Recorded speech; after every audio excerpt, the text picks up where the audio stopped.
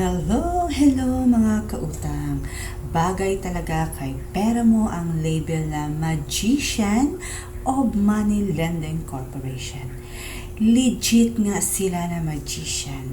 Sa experience ng friend ko, kahit hindi niya i-click ang loan, automatic na sinend sa GCash niya. At sa 5K, 3,1 lang ang cash kasi daming fees. Hidden fees. So, nag-message siya sa customer service na, ba't ganun? Di niya naman daw kinuha yung loan. Walang positive reply. Siyempre, sinadya nila yon. It seems they had already the info nung pumasok ka sa system nila. Nagawa nila ang kanilang magic. Siyempre, yung friend ko, gusto isauli yung pera, pero di sila pumayag. So, days pass. Mga 3 weeks. Panay tawag, text nila sa kanya. May halo ng pananakot na mag-reach out doon sa mga contacts niya. At guess guys, kung magkano na ang need niya bayaran. 21K, wala pang 1 month.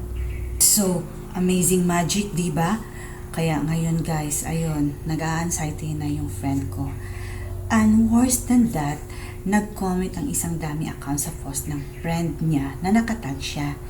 Nilagay yung picture niya na may nakalagay na scammer. So, ang saklap talaga ng sinapit ng friend ko guys. Dahilan na nagbe-breakdown na tuloy siya ngayon.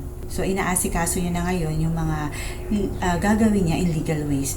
Share ko lang guys para tama na, wag na sana magdagdagan ang magiging biktima ng pera mo.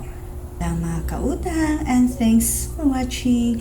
Please don't forget to like and subscribe. Bye for now and see you next time dito sa Utang Queen.